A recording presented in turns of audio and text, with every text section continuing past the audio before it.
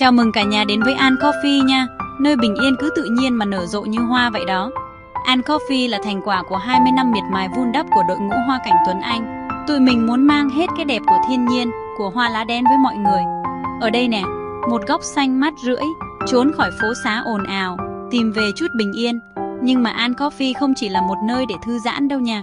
Đặc biệt là chương trình Điều Con Muốn Nói của tụi mình nữa, giúp ba mẹ và con cái gần gũi nhau hơn.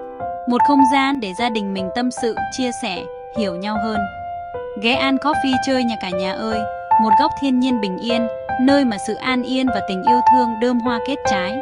Nơi bình yên của bạn đang chờ đó. Góc thiên nhiên bình yên, một góc nhỏ bình yên.